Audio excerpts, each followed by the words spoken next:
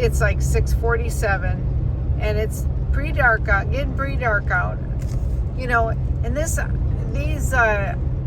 keys are not very wide, you know, so it's windy. It's very windy. I don't know if you could see the trees blowing, and there's just like no way I'm gonna go over 7 Mile Bridge in this wind.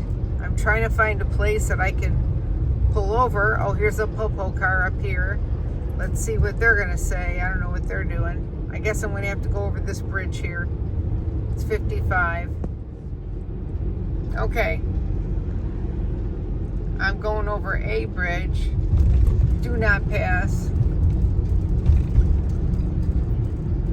It's windy. This is not that long of a, I don't think that's that long of a bridge. We'll see. I don't remember. It's not the 7 Mile Bridge, so that's reassuring. But you know what? I don't give a shit about the people behind me who think maybe I'm going too slow, because I'm top heavy and it's windy. So I'm just going to try to make it over this bridge, and I am pulling over. I don't care where I pull over, but I'm pulling over because I don't like the way it feels. It makes me uncomfortable. And then when the car goes by me, like this one coming up, and they go by, well, that one wasn't going too fast, but sometimes if they go past me and they're going fast, they blow me over, you know, and they make my whole car shake. So I'm only going like 40 miles an hour, which is what the minimum is. And believe me, I would prefer to be going 30. That's how windy it is right now.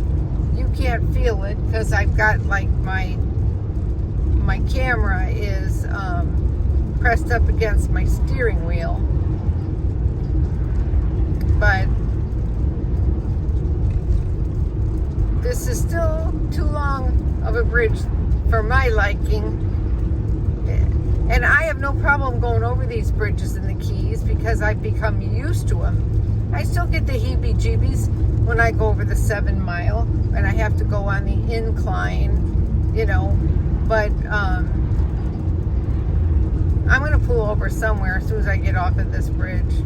I'll find some place. I don't care what they say, you know. Plus the glare is like brutal. But isn't that a beautiful sky? Oh, that sun was so strong when it was setting. And it was like blinding, absolutely blinding. And I'm sure the people behind me are a little pissed, but too bad. I don't let them intimidate me. I really don't care. They can wait. They don't like it, they can pass me. And I don't think they're gonna. It's too windy to pass me. It says pass, even though it has a no passing sign, stripe on the highway. The signs say safe, pass safely or something like that. Pass with safety or whatever. So, I mean, because when it gets bad, people aren't going to go fast over this bridge. They're just not going to. And this isn't even the worst one yet. The 7 Mile Bridge is much longer than this, as you've been on several other people's videos watching. And there's people out here fishing with the wind. Yeah. You saw how the trees were blowing, knocked off the bridge. Okay, there's people parked on the side down over here. This is at Conch Key.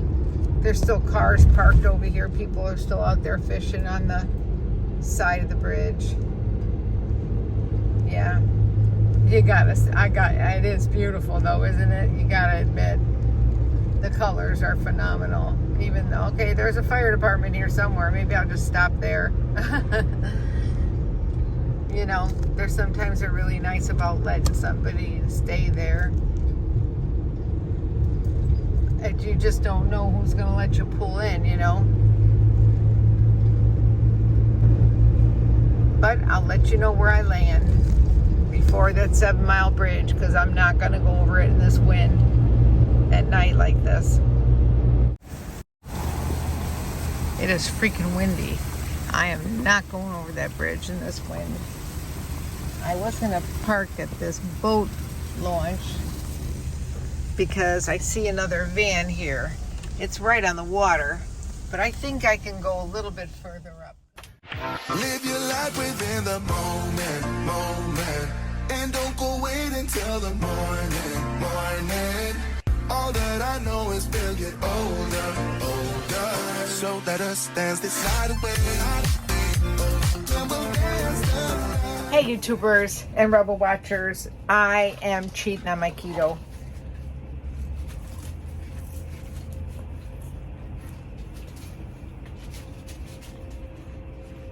Today's cheat day. It is so windy out that I wasn't going to drive back over the 7 Mile Bridge. So I decided I'm going to stealth camp.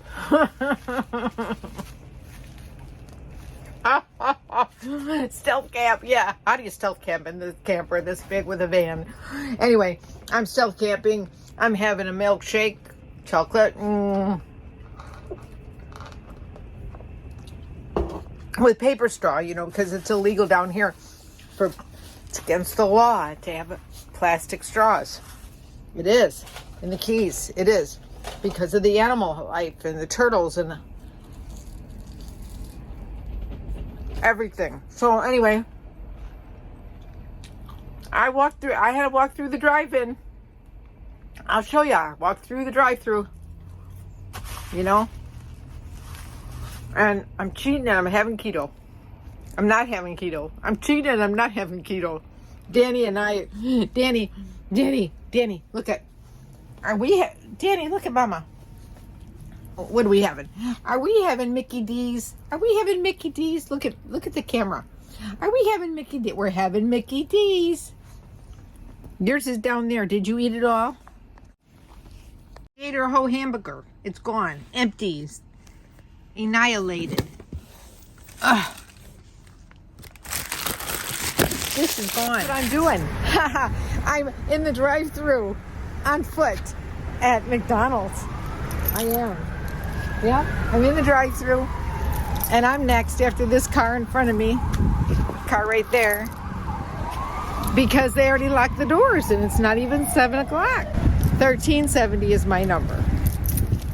Yeah, the guy behind me said, "You want me to drive through an order for you?" Because I said, I can't drive through. My camper won't fit up there or through there. It kind of goes up and then goes down. It's like on a platform. Yeah. So I'm next. Here I go. Hi, I'm next. 1370. I got a camper. Oh, you got your camper? I have a camper, so I can't drive up here. Yeah, that's my order. Bye. Hey everybody, I am back out at Curry Hammock State Park. This has really been one of my favorite parks. This spot I'm on right now, I am on spot number 19, which is on the water side. It's not as big as my other spot that I was on the other day. It's not as big as number 8, which is a favorite. That's my favorite. 8 and 20. 8 on the water side and 20, which is right across here, on the interior side. And I like it because it's also close to the shower house.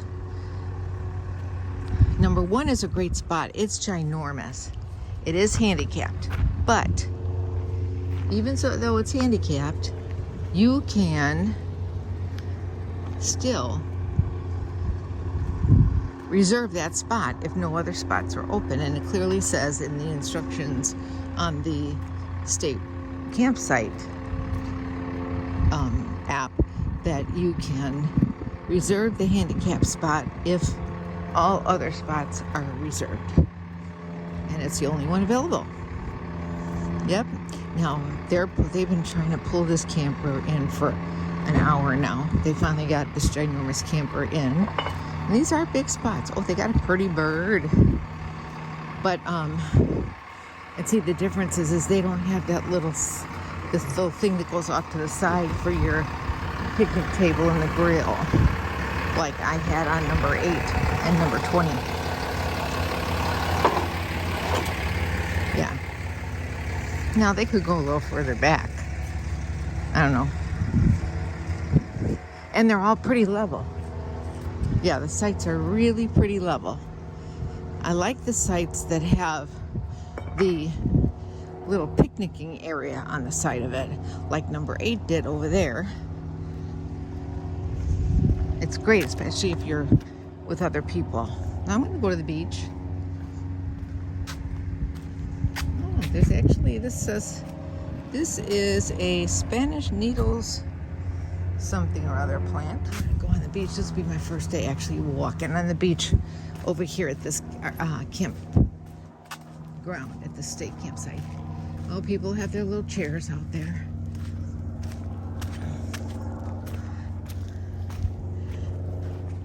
Beautiful.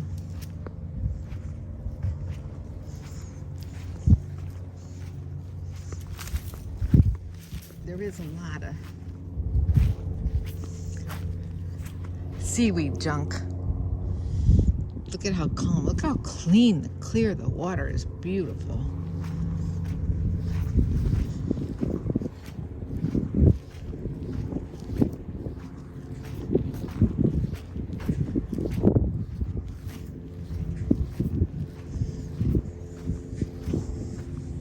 Get a nice spot if you get out here early enough.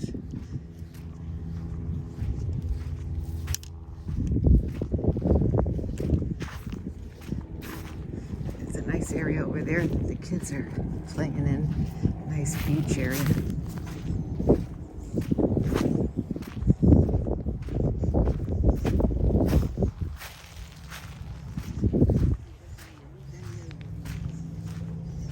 Gorgeous.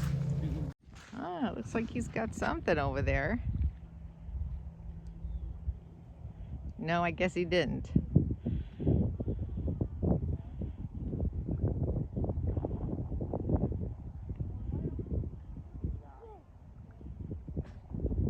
So I'm walking along the path here, and all the campsites are behind this fenced area, and the campsites are on the other side. Not all of them, but the ones that are on the water side, which are most of them are on the water side.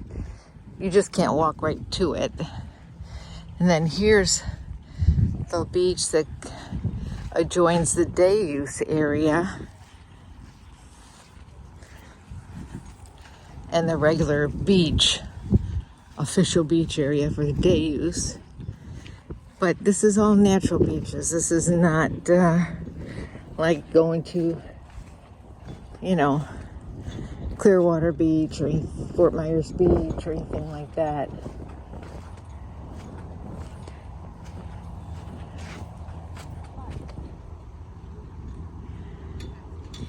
Oh, the rocks are beautiful over there.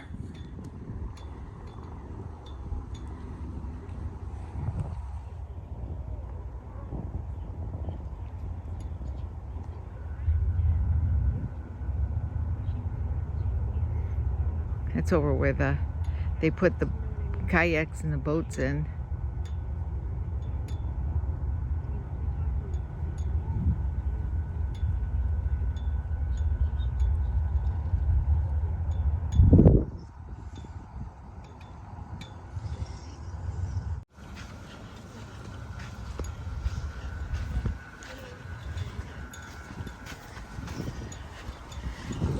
This day use area. And I showed you this last time I was here. I just don't know what that land is over there, if it belongs to somebody or if it's part of the state park. I don't know. And it's kind of fenced off a little bit, so I'm wondering if it's being developed for something.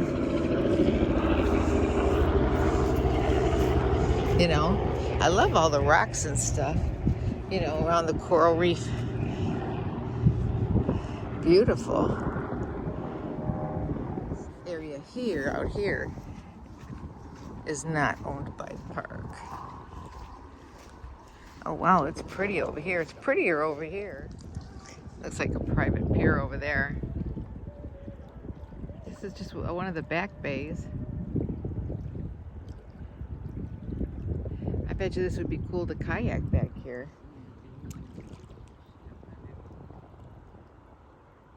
So they said that that is private property over there. Wouldn't it be great to own that, huh?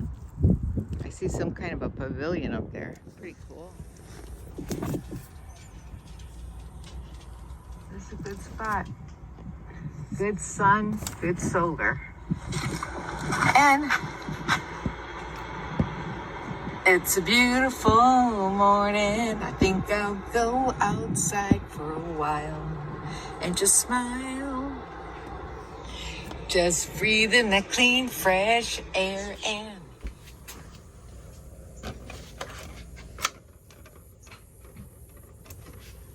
where'd he go?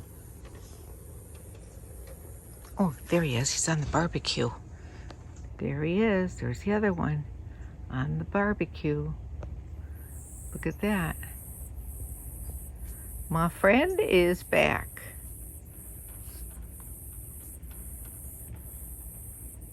Hello, Mr. Cardinal. Oh, two of them. There's one in... Oh, there it goes. There was one over in the shrubs over there. Oh, there it goes. There's two of them, Mr. and Mrs. Cardinal. Oh, could be Mom and Dad. Spirits of my mom and dad. I love it. Two cardinals. Okie dokie. Hey, Rebel Watchers and YouTubers. I am at Bahia Honda State Park. I finally got a spot here. Arrived. Thanks, Abby. And there's a line to get in, so I'm glad I'm a little early. We'll see how long it takes me to get in here. Well, it's not too bad. A lot of people are coming for day use. I am coming to get a camp spot. I got one at the last minute this morning. So I'm all excited about that. And then I have another campsite on the 28th for one night. So I have to move in between, but that's okay. That's the only way you get them these days is when somebody cancels at the last minute and one opens up. Look, you can walk all along the water. It is gorgeous here. So a lot of people come here just for the day. And I'll tell you what, when you come here for the day, there's a line to get in. Oh, there's a helicopter up there. There's a line to get in. But it's a nice beach if you can get in here on the day use.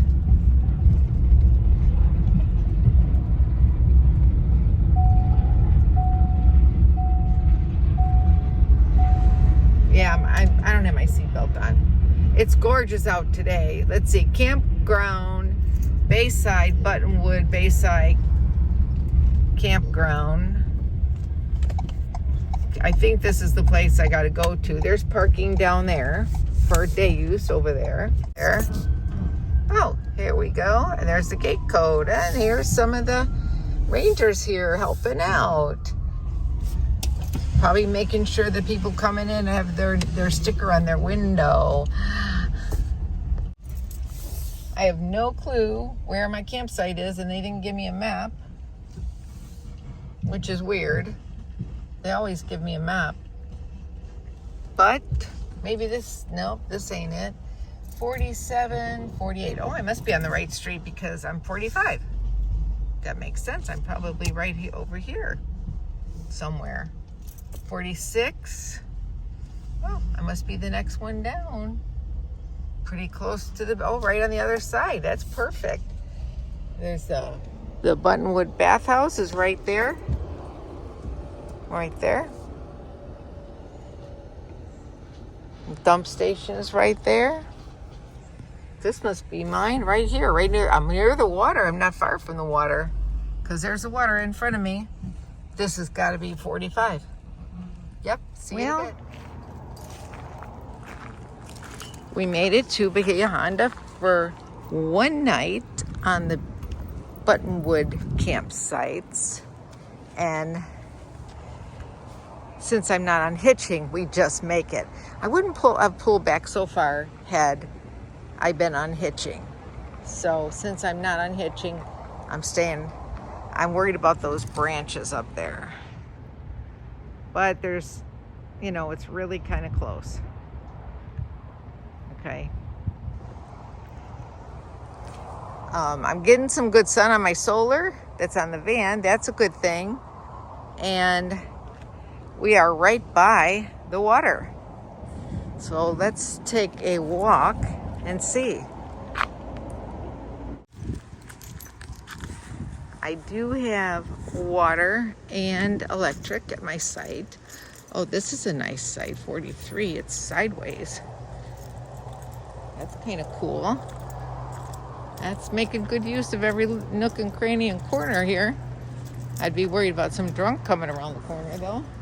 Okay, I'm gonna look and see where my next campsite is. They pulled into their spot here. Oh, a cute little casita. We'll see. I'm making me a little nervous because I'm on site number 21. Oh, look how beautiful it is.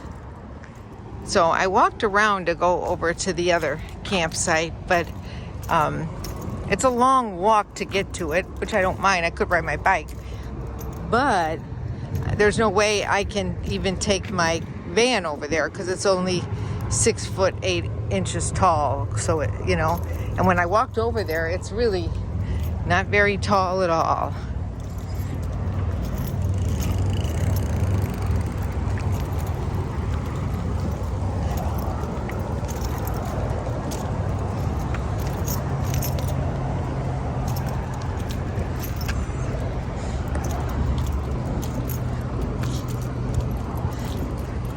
Nice sights on the water.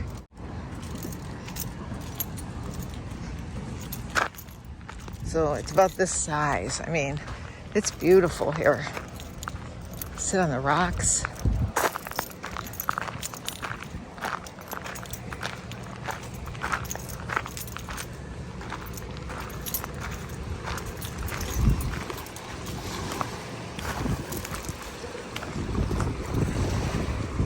Now this one doesn't have a path into the water, but that one has a path in it right there.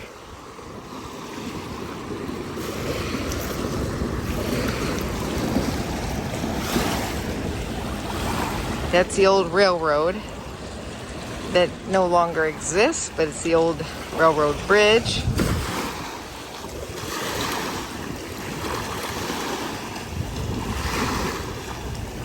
And this is the 7 Mile Bridge.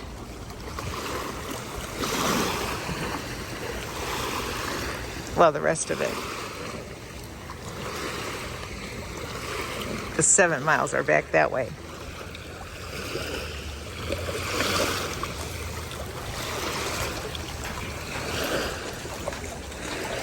Ooh, water's not too bad. Nice and clean though. It's cold.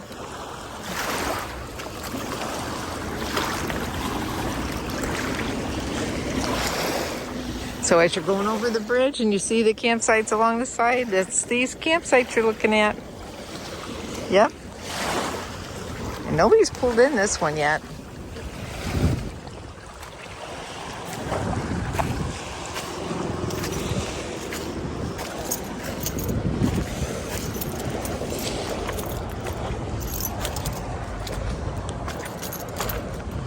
But you have to checkouts at 3. I was early.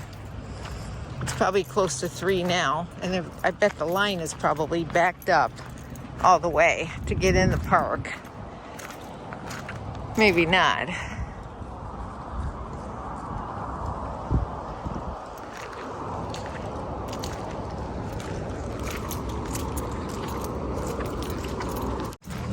Wonder what's along the other side here.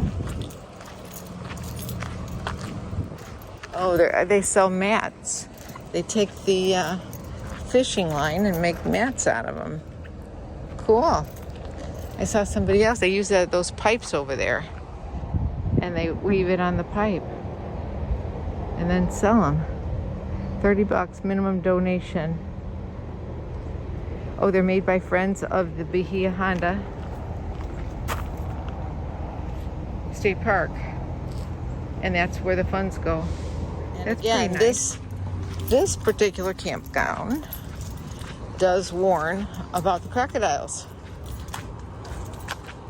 whereas I didn't see any crocodile signs at Curry Hammock, but I did see them here and at John Pennekamp. Well, we're gonna go on back. We got one night here. I'm gonna enjoy it, and I think we're gonna have something to eat.